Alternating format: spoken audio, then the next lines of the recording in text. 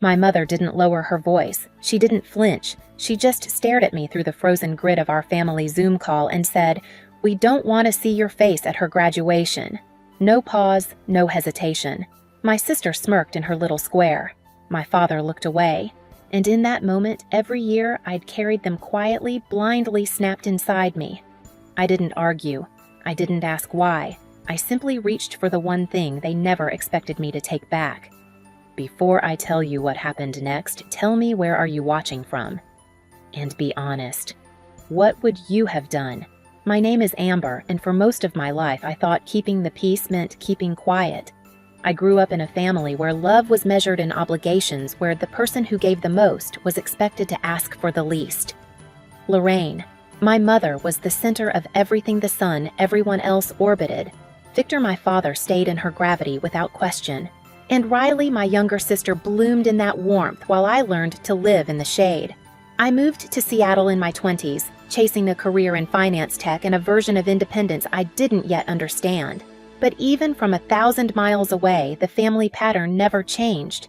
It started the week I got my first job. Lorraine called, sounding proud and tired all at once.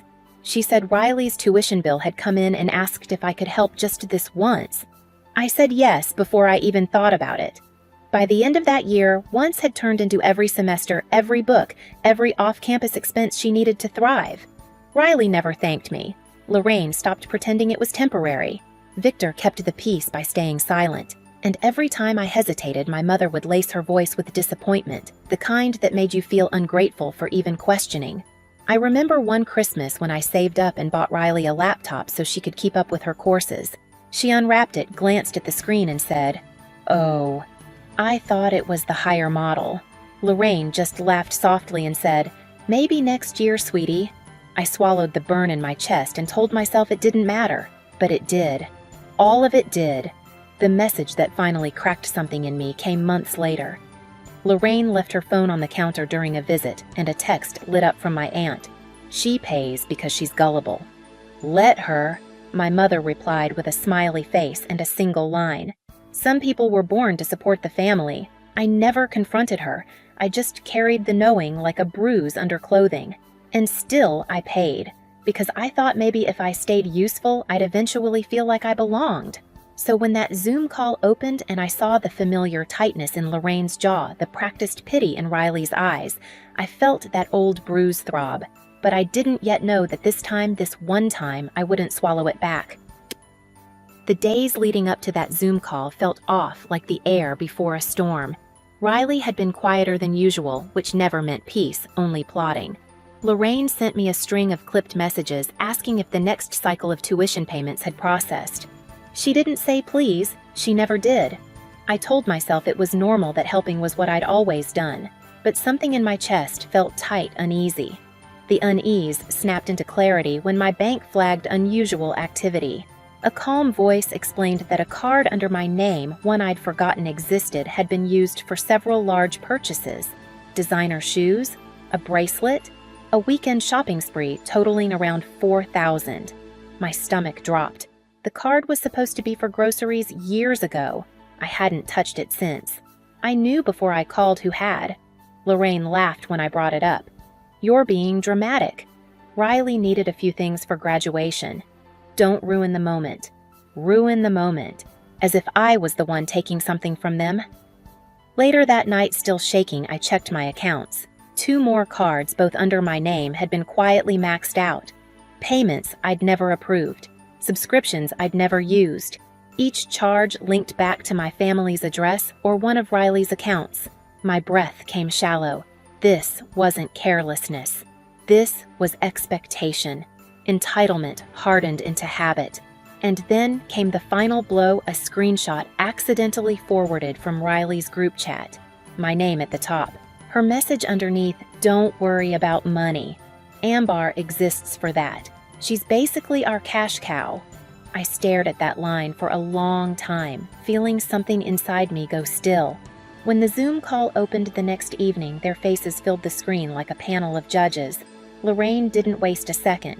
"We don't want to see your face at her graduation," she said, her voice clipped with authority. Riley sat smugly next to her arms, crossed like she'd earned the right to ban me. My throat tightened, but I kept my face calm.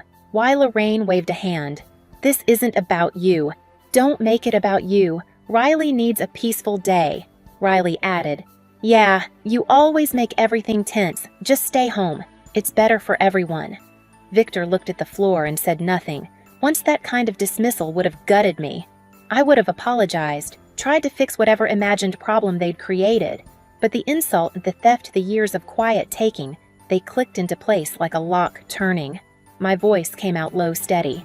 Then you'll never see my money again. Lorraine blinked as if the words didn't compute. Riley scoffed. But I meant every syllable. That sentence didn't just leave my mouth. It left a life I was done living. When the Zoom call ended, the apartment felt strangely quiet, as if the walls themselves were waiting to see what I would do. For the first time in years, I didn't rush to fix anything. I didn't replay their words, searching for ways to smooth them over. I just sat there, letting the silence settle over me like a blanket I'd forgotten I owned. Then I opened my laptop. The screen's glow washed across my desk as I signed into the tuition portal.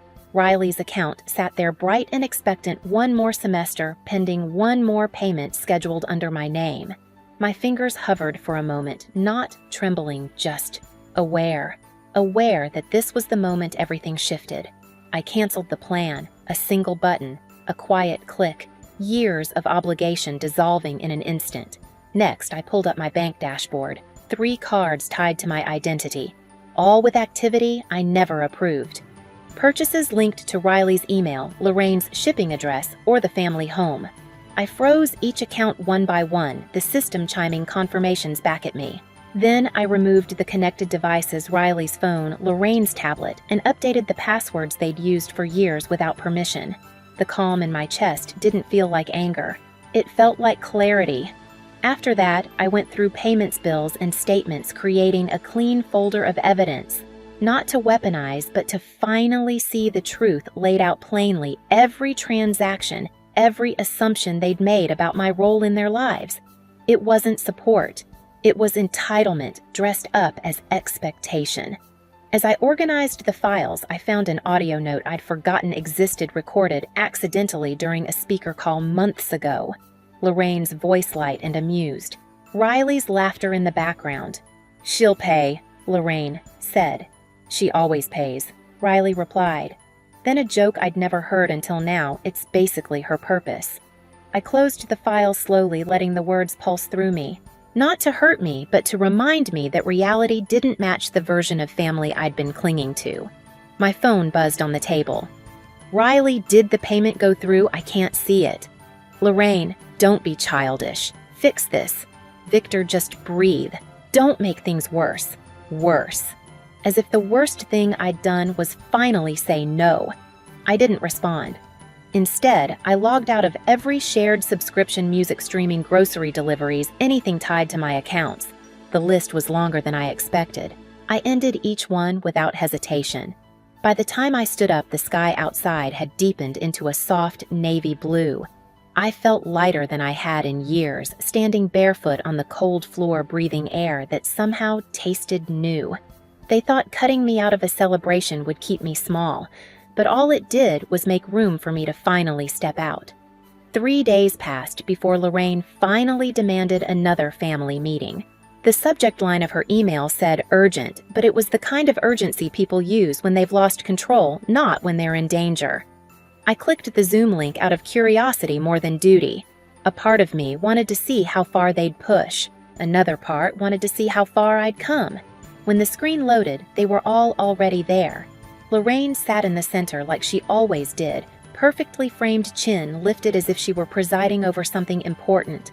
Riley lounged beside her makeup, flawless eyes tight with irritation instead of gratitude.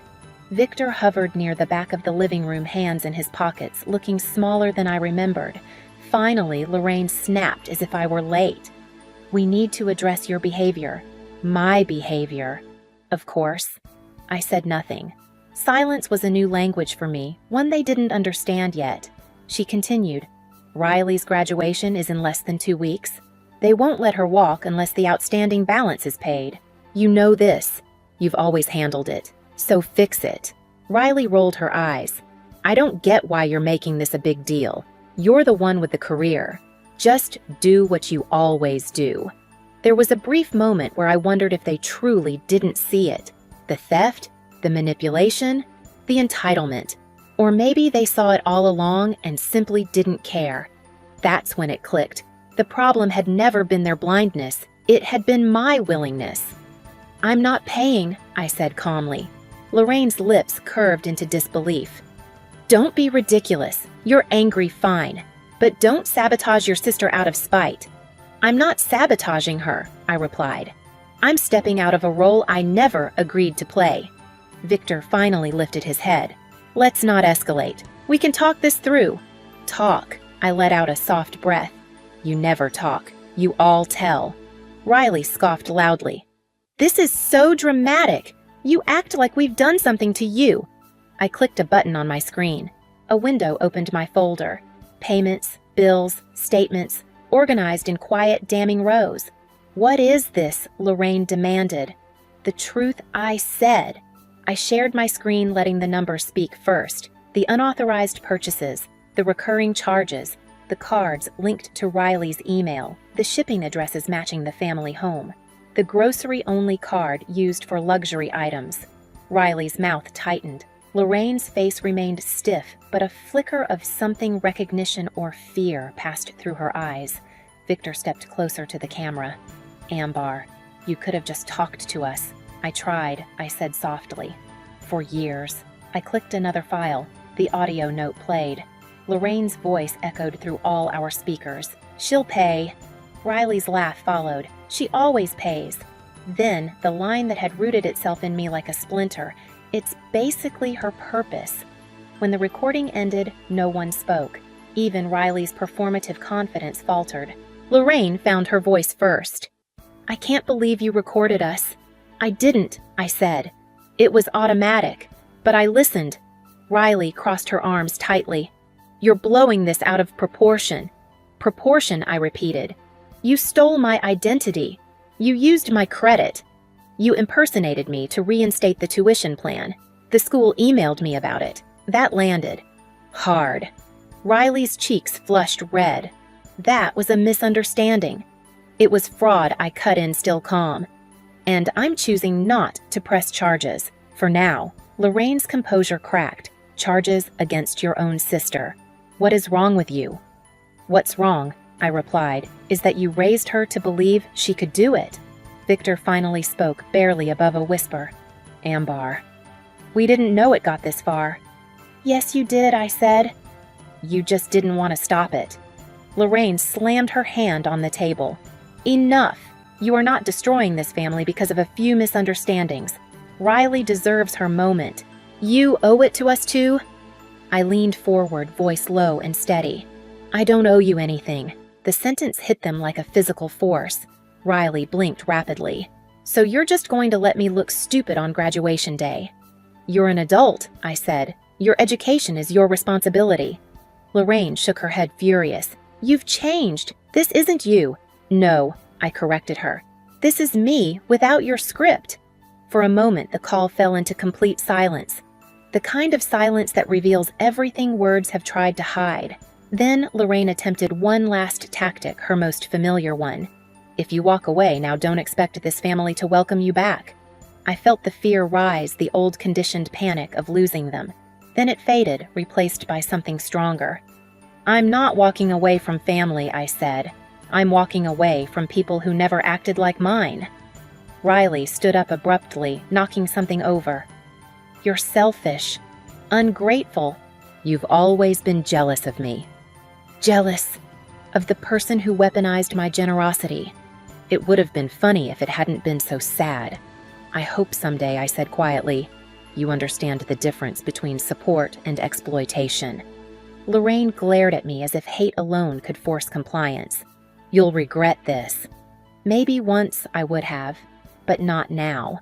I already did my regretting, I replied. I'm done.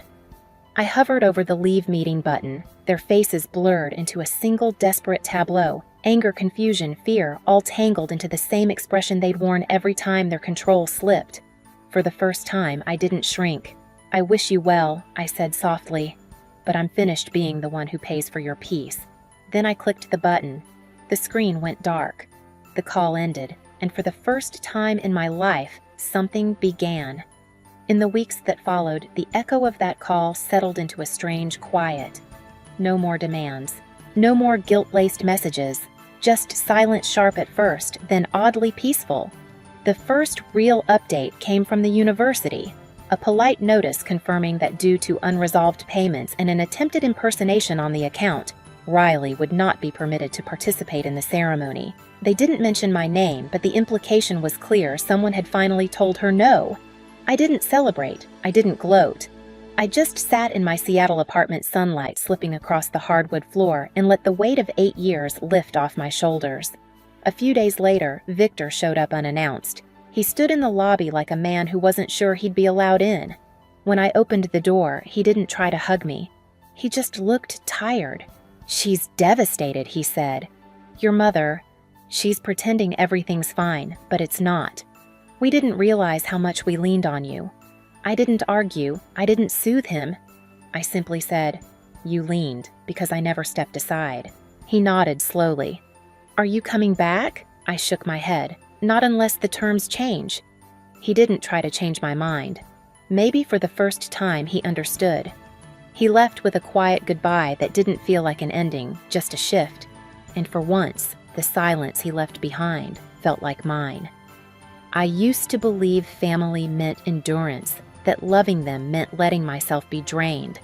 But the day they told me I wasn't welcome, I finally understood love without respect isn't love at all. So I walked away quietly, fully, for good. And in that space, I found something I'd been missing my whole life myself. If any part of my story echoes yours, share it in the comments and subscribe so you don't face it alone.